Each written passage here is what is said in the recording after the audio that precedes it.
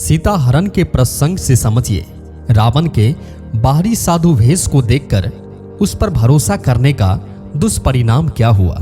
सीता जी ने जब पंचवटी में सोने का हिरण देखा तो वो इतना जानती थी कि ये तो कोई अद्भुत है और जीवन में इससे पहले ऐसा हिरण कोई देखा ही नहीं। हालांकि वह हिरण नहीं, रावण मामा मरीच था, जो रावण के कहने पर भेष बदलकर आया था। सीता जी ने अपने पति श्री राम से कहा, मुझे ये हिरण ला दीजिए।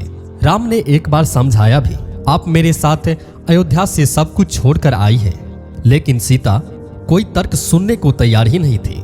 स्वर्ण मृग का आकर्षण ही ऐसा था। उन्होंने श्री राम से कहा कि आप कैसे भी ये मृग हमारे लिए ले आइए। राम समझ गए कि अपनी पत्नी की इस जिद को पूरा करना ही पड़ेगा और वे दौड़ पड़े। लक्ष्मण को छोड़ गए सीता की रक्षा के लिए। उन्होंने उधर जब मरीच को तीर मारा तो मरीच ने राम की आवाज में लक्ष्मण को पुकारा। सीता ने लक्ष्मण पर दबाव बनाया कि आप जाकर देखिए, आपके भाई संकट में है। ना चाहते हुए भी लक्ष्मण चले गए और पीछे से रावण आ गया। रावण ने साधु का वेश बनाया था। सीता से आग्रह किया कि तुम्हें आश्रम की सीमा से बाहर आना पड़ेगा।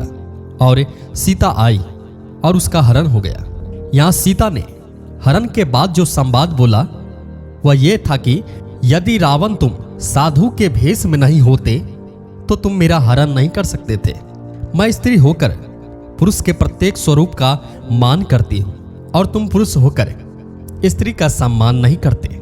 इस कहानी से हमें यह सीख मिलती है कि स्त्रियों को अपनी सुरक्षा के लिए केवल बल की जरूरत नहीं होती है, छल से भी उन्हें सावधान करना चाहिए। स्त्रियां घर में हो या बाहर में हो, अतिरिक्त सावधानी रखिए।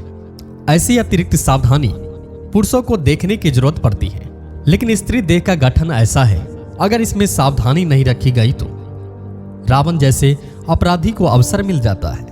इस तरह की वीडियोस देखने के लिए हमारे YouTube चैनल राज स्टोरी लाइन को सब्सक्राइब करें और अपने दोस्तों तक जरूर शेयर करें। Thanks for watching.